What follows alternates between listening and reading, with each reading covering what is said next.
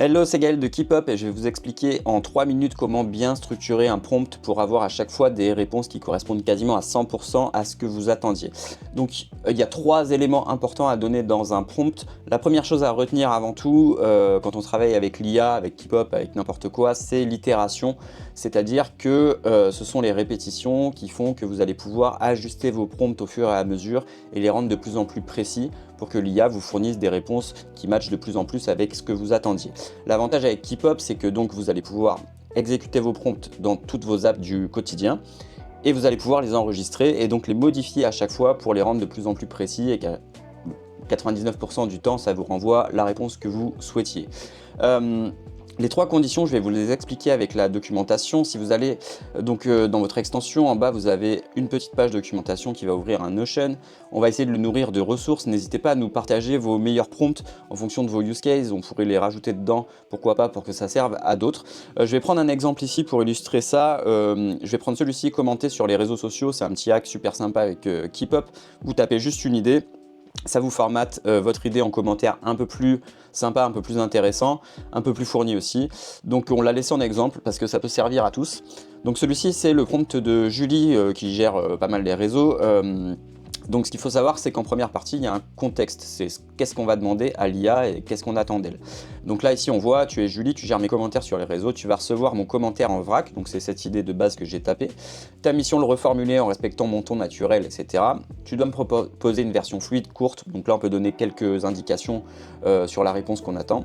Et tu dois respecter le style fourni dans les exemples ci-dessous. Donc c'est ça la deuxième étape hyper importante, ce sont les exemples. Pourquoi? Parce que l'IA va se nourrir de ça pour afficher une réponse qui corresponde exactement à ce que vous attendiez.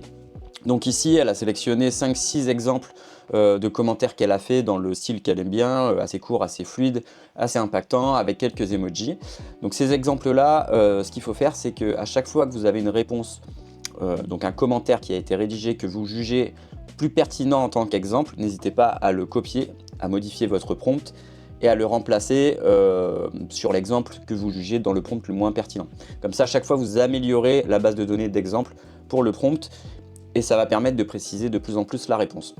Donc on a vu le contexte à donner avec les indications de ce qu'on attend, les exemples, et à la fin, sur les petits prompts, comme ici, l'important, ça sera de fournir, donc en troisième étape, des conditions, des consignes et des restrictions. Alors sur le prompting avancé, il y a beaucoup plus d'étapes, on peut aller beaucoup plus loin, mais ici, ce qui est important à comprendre avec les consignes et les restrictions, c'est justement sur cette partie itération. Vous allez lui donner des instructions de base, renvoie strictement le texte sans explication annexe, hyper important parce que parfois, si vous dites à l'IA « traduis-moi ça », elle va vous renvoyer « voici le texte traduit, : », puis le texte. Donc là, on lui demande en consigne renvoie-moi strictement le texte sans explication. Donc ça, c'est le genre de petite modification que vous pouvez apporter à chaque fois. Utilise des tournures naturelles, tu peux intégrer une touche d'humour et d'enthousiasme. Bon, ça, c'est des petites indications en plus. Emoji avec parcimonie. Alors idem, moi, dans mes posts sur les réseaux sociaux, j'aime pas du tout les emojis, par exemple. J'aime pas les hashtags, etc. Donc ça fait partie des choses, à chaque fois qu'il va me renvoyer une réponse avec des emojis ou des hashtags, ça fait partie des choses que je vais rajouter dans mes consignes et dans mes restrictions. Pas de hashtag, pas d'emoji. Donc là, elle a mis emoji avec parcimonie. Ne transforme pas le fond, reste fidèle à l'idée. Ça, c'est si l'IA hallucine un peu, vous renvoie à des choses qui ne sont pas forcément en phase. Garde une structure aérée si vous voulez respecter des sauts de ligne, etc. Donc voilà, on peut tout lui demander en consigne, en restriction.